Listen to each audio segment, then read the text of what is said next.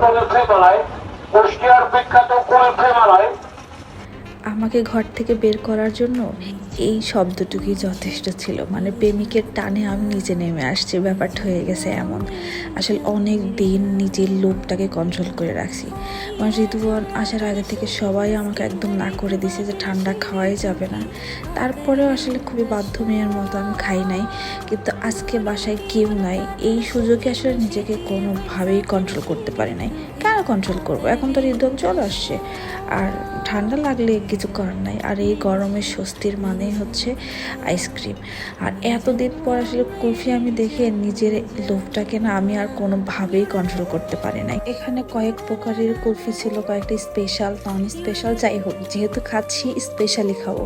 এরপর আমার ভাইকে উপর থেকে বক্স আনতে পাঠিয়েছি, কারণ বাসায় যেহেতু কেউ নাই, এই সুযোগে বক্সে রেখে মাঝে মধ্যে খাওয়া যাবে।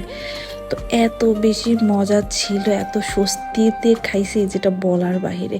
তো আমার ভাইরে মানে ও দিতে চাচ্ছে না, ও বলতেছে যে খাওয়া লাগবে না, আম্মা এসব বকা দেবে, কিন্তু কিছু করার নাই। আর প্রচণ্ড রোদ, আর এত বেশি মজা ছিল, মানে মনেই হয়েছে এটা অরিজিনাল অরিজিনাল। কারণ এটা হচ্ছে কুষ্টিয়া কুঠিবাড়ি ছাড়া কোথাও অথেন্টিকটা পাওয়া যায় না। তারপরে যেটা পেয়েছি এটাও অনেক মজা ছিল, অনেক মজা।